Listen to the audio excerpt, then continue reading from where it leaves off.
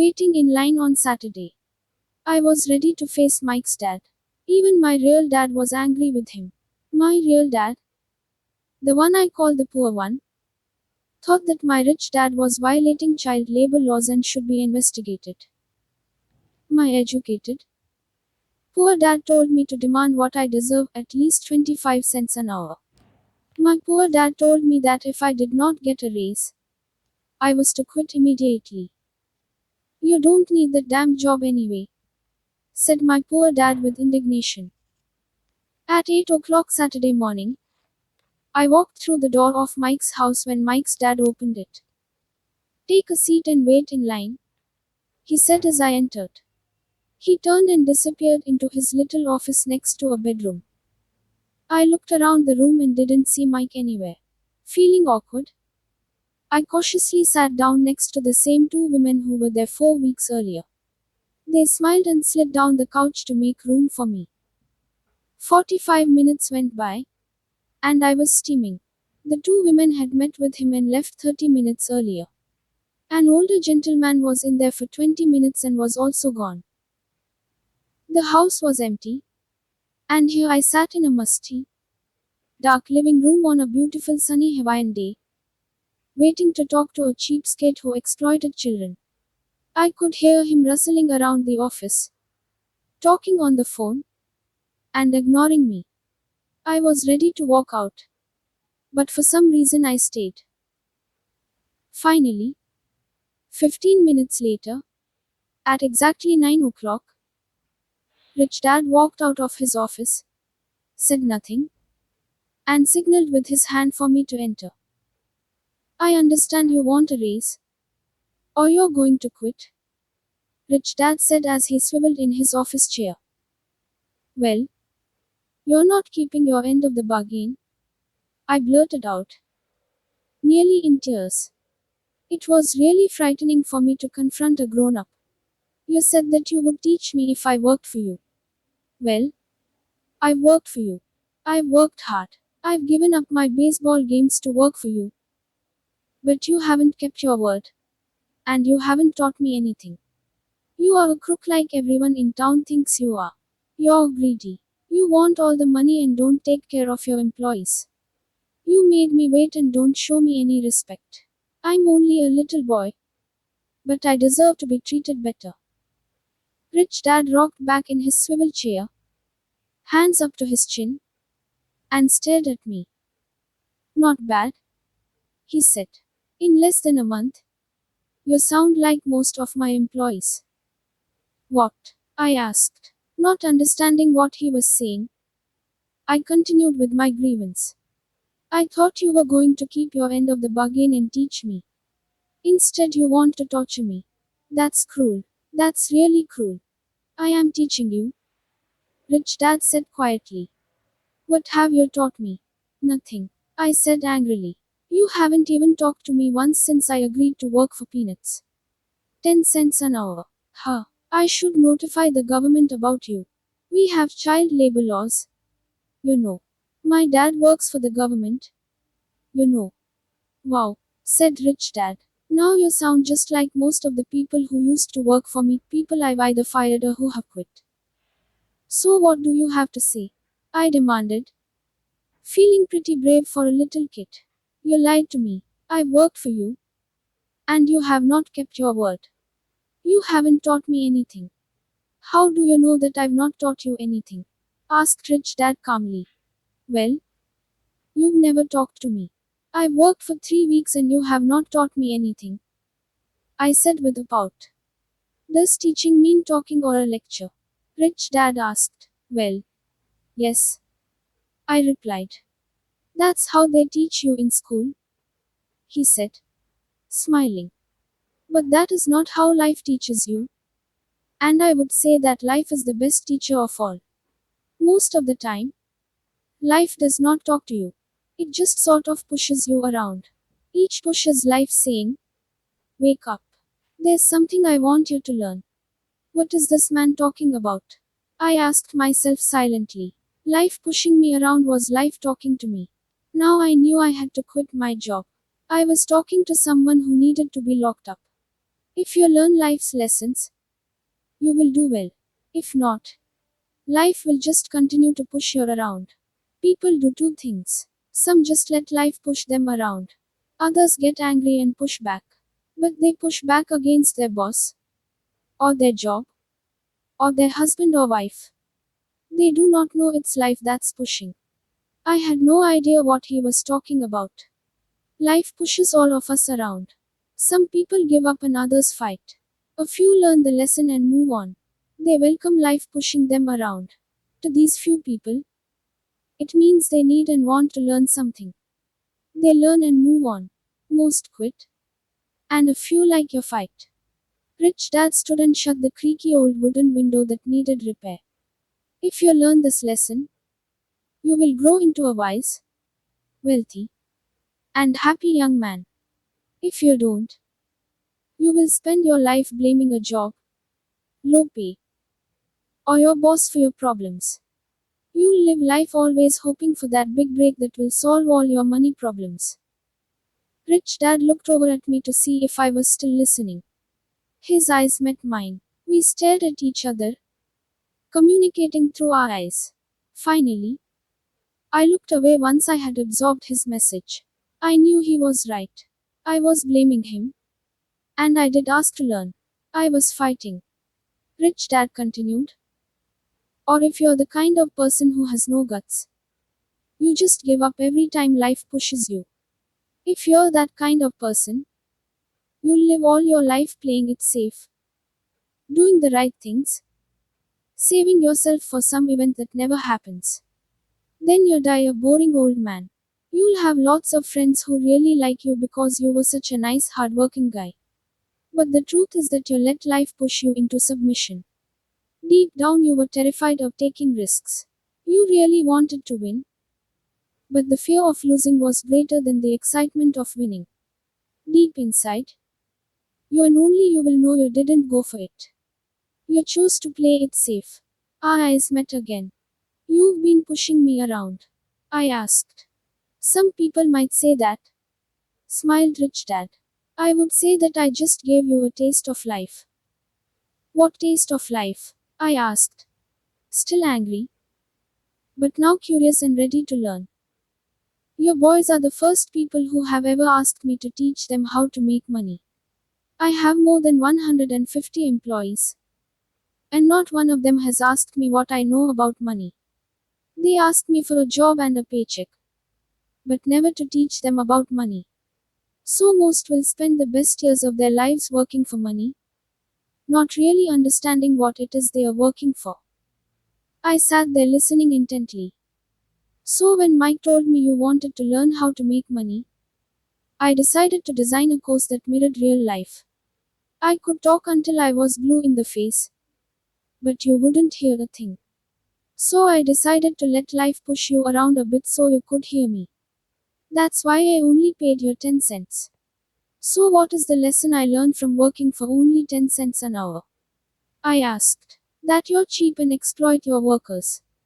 Rich Dad rocked back and laughed heartily. Finally he said, you'd best change your point of view.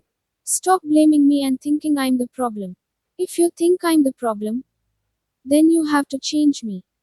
If you realize that you're the problem, then you can change yourself, learn something, and grow wiser. Most people want everyone else in the world to change but themselves. Let me tell you, it's easier to change yourself than everyone else. I don't understand, I said. Don't blame me for your problems, Rich Dad said, growing impatient. But you only pay me 10 cents. So what are you learning? Rich Dad asked, smiling. That you're cheap, I said with a sly grin. See? You think I'm the problem, said Rich Dad. But you are. Well, keep that attitude and you'll learn nothing. Keep the attitude that I'm the problem and what choices do you have? Well, if you don't pay me more or show me more respect and teach me, I'll quit. Well put, Rich Dad said. And that's exactly what most people do. They quit and go looking for another job, a better opportunity, and higher pay, actually thinking that this will solve the problem. In most cases, it won't. So what should I do? I asked. Just take this measly 10 cents an hour and smile. Rich Dad smiled. That's what the other people do. But that's all they do. Waiting for a raise thinking that more money will solve their problems. Most just accept it. And some take a second job working harder. But again accepting a small paycheck. I sat staring at the floor, beginning to understand the lesson Rich Dad was presenting. I could sense it was a taste of life. Finally, I looked up and asked, so what will solve the problem? This, he said, leaning forward in his chair and tapping me gently on the head. This stuff between your ears. It was at that moment that Rich Dad shared the pivotal point of view that separated him from his employees and my poor dad, and led him to eventually become one of the richest men in Hawaii. While my highly educated but poor dad struggled financially all his life. It was a singular point of view that made all the difference over a lifetime. Rich Dad explained this point of view over and over, which I call lesson number 1. The poor and the middle class work for money. The rich have money work for them. On that bright Saturday morning, I learned a completely different point of view from what I had been taught by my poor dad. At the age of 9, I understood that both dads wanted me to learn. Both dads encouraged me to study, but not the same things. My highly educated dad recommended that I do what he did. Son, I want you to study hard, get good grades, so you can find a safe, secure job with a big company, and make sure it has excellent benefits. My rich dad wanted me to learn how money works so I could make it work for me. These lessons I would learn through life with his guidance, not because of a classroom. My rich dad continued my first lesson. I'm glad you got angry about working for 10 cents an hour. If you hadn't got angry and had simply accepted it, I would have to tell you that I could not teach you. You see, true learning takes energy, passion, and a burning desire. Anger is a big part of that formula, for passion is anger and love combined. When it comes to money, most people want to play it safe and feel secure. So passion does not direct them. Fear does. So is that why they'll take jobs with low pay? I asked. Yes, said Rich Dad. Some people say I exploit people because I don't pay as much as the sugar plantation or the government. I say the people exploit themselves. It's their fear, not mine. But don't you feel you should pay them more?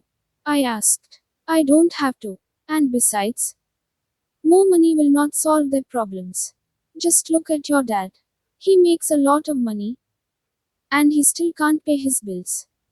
Most people, given more money, only get into more debt. So that's why the 10 cents an hour, I said, smiling. It's a part of the lesson. That's right, smiled Rich Dad. You see, your dad went to school and got an excellent education, so he could get a high paying job.